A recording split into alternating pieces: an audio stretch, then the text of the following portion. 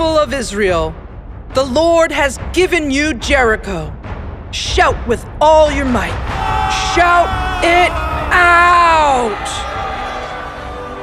This was Joshua's signal to the army of Israel, and the moment they were all eagerly waiting for. Will the walls of Jericho really fall when they shout? Has God really given them this city? Well, they were about to find out.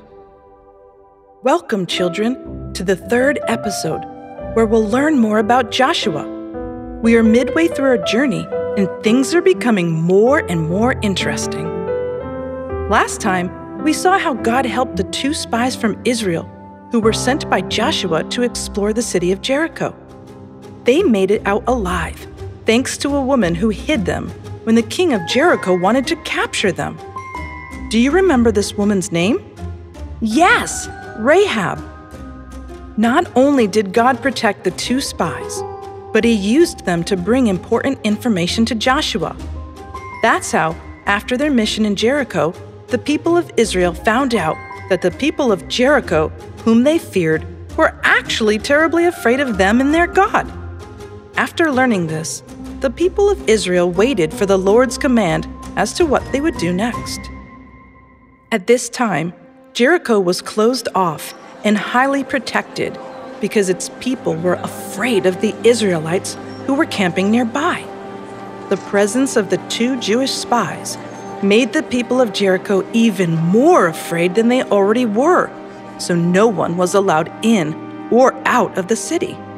In the meantime, the Lord spoke to Joshua, saying, "I will give you Jericho.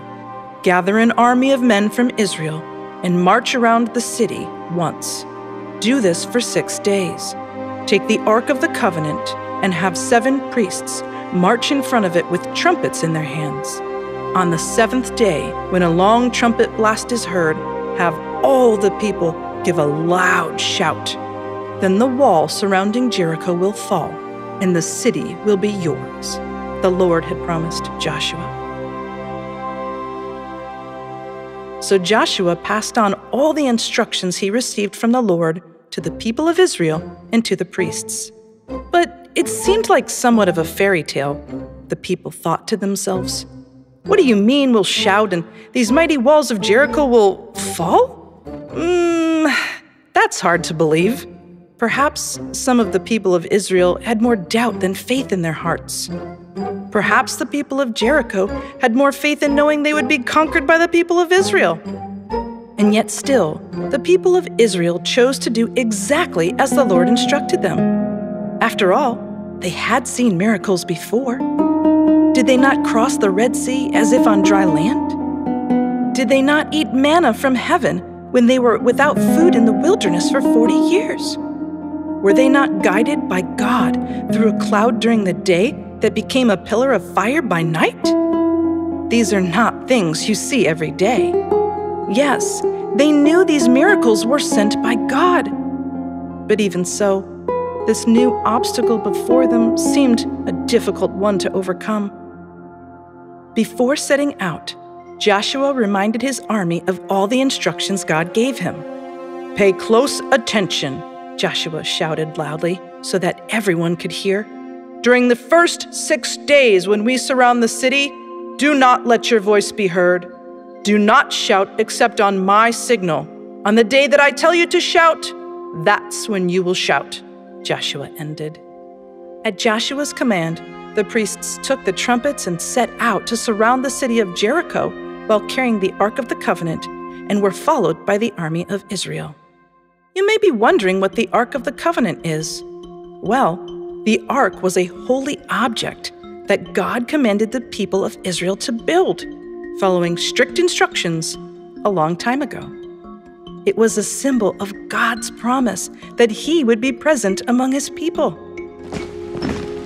Now, back to what was happening in Jericho. The people of Israel set out to do what they were commanded by God. On the first day, they marched around the city once, then returned to camp for the night.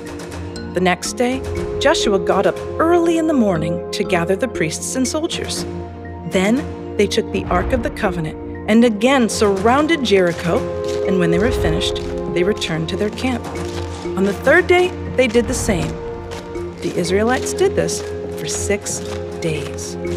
When the army first began doing this, the people of Jericho were probably terrified to see the Israelites surrounding their city, and they probably expected that at any moment Joshua and his army would enter the city and fight them. But no, the Israelites only marched around the walls of the city, then went back to their camp for the night.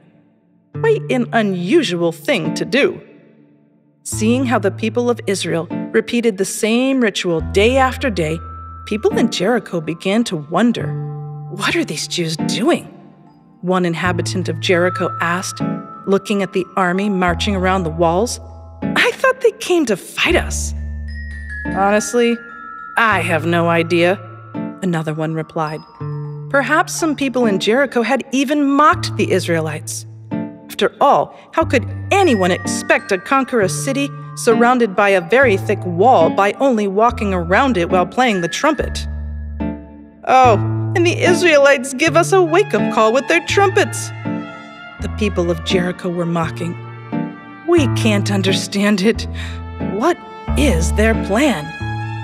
Honestly, even the people of Israel probably didn't understand exactly what they were doing, but they continued to march around the city for 6 days, just as God commanded them. The 7th day, however, was different. On the 7th day, they were to march around the walls of Jericho not once, but 7 times. They set out with the priests and the Ark of the Covenant just as they had on the other days. And when they had finished marching around Jericho for the 7th time, the priests blew the trumpets, and Joshua called out to the people, "People of Israel, the Lord has given you Jericho. Shout with all your might. Shout it out!" This was Joshua's signal to the army of Israel, and the moment they were all eagerly waiting for. Will the walls of Jericho really fall when they shout? Has God really given them the city? Well, they were about to find out. After Joshua's signal, the priests blew their trumpets, and the people began to shout as loudly as they could. And guess what? The walls began to shake, and in an instant, the walls of Jericho fell down flat. The people did not have much time to think about what had just happened before their eyes, because they had a city to conquer. So they entered Jericho, searched for Rahab and her family, and took them out of the city. Then they burned Jericho with everything in it, just as God commanded them to. However, Rahab and her family were saved, and they lived among the people of Israel for the rest of their lives. After the walls of Jericho fell down, all the people of Israel rejoiced in victory. God gave Jericho to Joshua and the people of Israel just as he promised he would. And what a victory it was! Just as we haven't seen walls crumble at the sound of instruments playing and men shouting, neither had they seen such a thing until that day. Why did God choose for the walls of Jericho to fall at the shout of the people and not through battle? Well, we can't know exactly why God planned it this way. But think, other nations have conquered strong cities before, but not using trumpets to knock down their walls. God showed his glory and power through this miracle. And just one more thing. We know that it was not because of instruments or shouts that the walls of Jericho fell down. We know that the walls came down because the people of Israel obeyed God's command. If they had fought hard to tear down the walls, perhaps they would have thought it was their strength and might that made it possible to conquer the city. But instead, the Lord chose for the walls to fall down when they shouted, just as he told them it would happen, so they would realize that he alone is in control. Now, instead of celebrating their own victory, they were celebrating God's victory. Sometimes God asks us to do things that make no sense to us. That's where faith comes in. We need faith to believe and obey God without hesitation. So even if you don't understand his plans, or if what He's asking of you seems too difficult, choose to believe that God knows what He's doing. He has already taken care of all the details. You just have to listen to Him, be brave, and praise Him for the victory He will give you. Our journey with Joshua and the people of Israel continues. We look forward to seeing you in the next episode.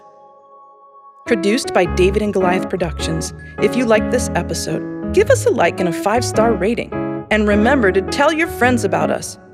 You can rewatch this episode, along with the rest of the series, on YouTube on the DG Bible Stories channel. You can also find our series in audio format on most podcast apps. We invite you to check out the Joshua original song on our DG Bible Songs channel on YouTube, where we frequently post Christian songs and animations for children.